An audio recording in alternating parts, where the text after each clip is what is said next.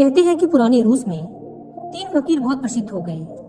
वे इतने प्रसिद्ध हो गए कि वहाँ का जो सबसे बड़ा पादरी था उसे उन तीनों फकीरों से बड़ी ईर्ष्या होने लगी, क्योंकि धीरे धीरे लोगों ने चर्च में आना ही बंद कर दिया था। चर्च से लोगों की भीड़ बिल्कुल गायब सी हो गई थी। अब सभी लोगों ने उन 3 फकीरों के पास ही जाना शुरू कर दिया था। वहाँ का प्रधान पादरी सोचता कि ये तीनों कौन हैं जो मेरे रहते संत बन गए, क्योंकि ईसाइयत में एक प्रथा है कि जब तक चर्च किसी इंसान को मान्यता ना दे दे तब तक वो संत नहीं बन सकता। पादरी बड़ा परेशान रहने लगा, क्योंकि लोगों में चर्च की लोकप्रियता दिनों दिन कम होती जा रही थी। लेकिन एक दिन तो हद ही हो गई। पादरी पूरे दिन चर्च में बैठा रहा, लेकिन एक भी व्यक्ति चर्च नहीं आया। पादरी के क्रोध का ठिकाना ना रहा। उसने निश्चय किया कि आज तो उन तीनों फकीरों की खैर नहीं, आज तो मैं उन तीनों को सबक सिखाकर ही रहूंगा। वह अपनी पूरी पादरी वेशभूषा में तैयार हुआ। उसने सोने का ताज पहना, हाथ में प्रधान पादरी का प्रतीक वाला सोने का डंडा लिया और चल पड़ा उन तीनों से मिलने। वे तीनों एक बड़ी सी झील के उस पार रहा करते थे। पादरी एक नाव में बैठकर झील के उस पार पहुंचा। थोड़ा आगे चलने पर उसे एक बड़े से पेड़ के नीचे 3 सीधे साधे से इंसान बैठे हुए दिखाई दिए। वे तीनों पलथी मारकर चुपचाप उस पेड़ के नीचे बैठे हुए थे। पादरी ने उनके पास जाकर कहा, क्या तुम तीनों ही वो प्रसिद्ध संत हो जिनके कारण लोगों ने मेरे चर्च में आना बंद कर दिया है? उन तीनों ने कहा, संत? अरे नहीं नहीं, हम किस बात के संत? हम संत बनने के लायक नहीं हैं। ये तो यहाँ के लोग कहते हैं कि हम तीनों संत हैं। पता नहीं किसने ये छोटी अफवाह फैला दी, जिसे सुनकर लोगों की भीड़ यहाँ आती है। हम तो रोज इन्हें मना करते हैं कि यहाँ मत आया करो, लेकिन हम जितना मना करते हैं भीड़ उतनी ही बढ़ती जा रही है। हम इस भीड़ से परेशान हो चुके हैं। ये भीड़ भाड़ हमें रुचती नहीं। हम तो एकांत में रहना चाहते हैं। अच्छा हुआ आप आ गए, अब आप ही बचाइए हमें इस भीड़ से। यह सुन वह पादरी तो खुशी से फूला न समाया। सोचने लगा, ये तो बड़े ही भोले लोग निकले। खटिया खड़ी कर दूंगा इन तीनों की।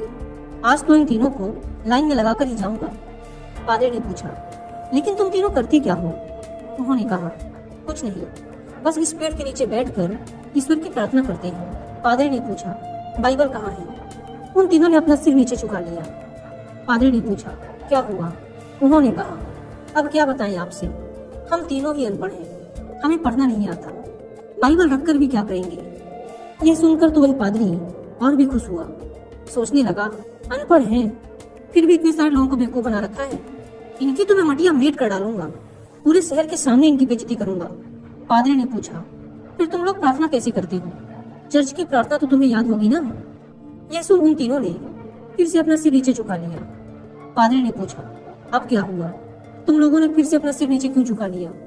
उन्होंने कहा, क्या बताएं, बड़ी लज्जा आ रही है आपसे बताते हुए कि हमें प्रार्थना भी नहीं आती। पादरी ने आश्चर्य से कहा, क्या तुम्हें प्रार्थना भी नहीं आती? उन तीनों ने नाम में अपना सिर हिला दिया। पादरी ने कहा, फिर तुम तीनों प्रार्थना करते कैसे हो? उन्होंने कहा, आपकी चर्च की प्रार्थना तो बड़ी लंबी चौड़ी है, हम अनपढ़ गंवारों को याद ही ना हो पाई, और फिर गलत पढ़ने का कोई मतलब भी नहीं है।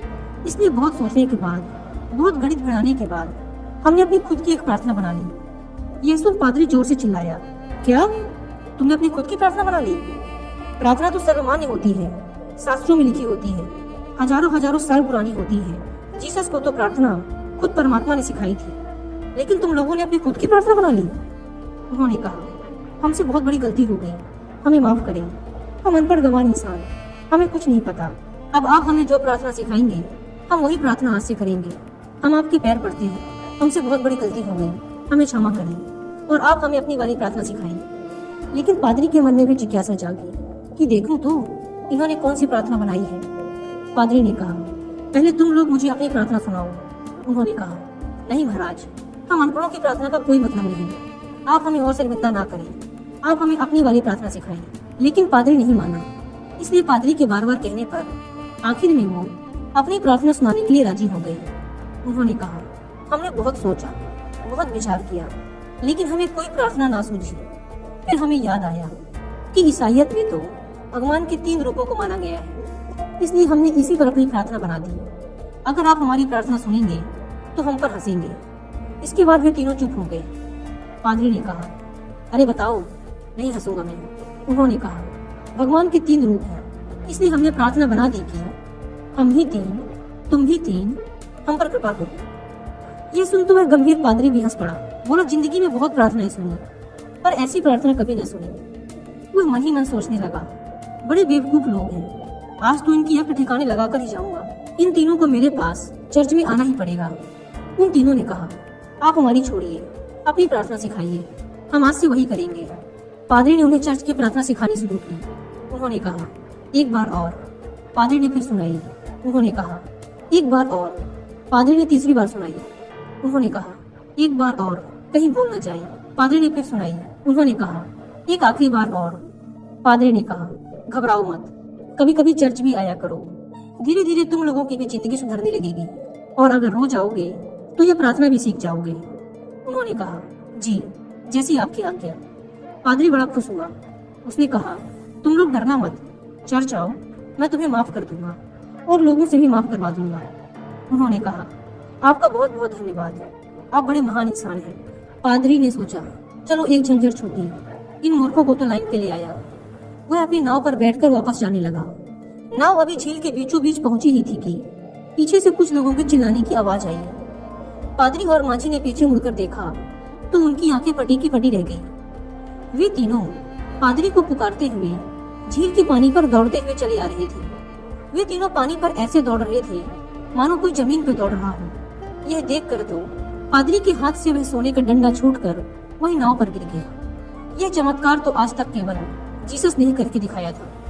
वे तीनों भागते हुए नाव के किनारे आकर खड़े हो गए और पादरी से कहने लगे, आप वो प्रार्थना हमें एक बार और सुना दें, हम उसे भूल रहे हैं। वो कहता है ऐसे शुरू होती है, ये कहता है ऐसे शुरू होती है, मैं कहता हूँ ऐसे शुरू होती है।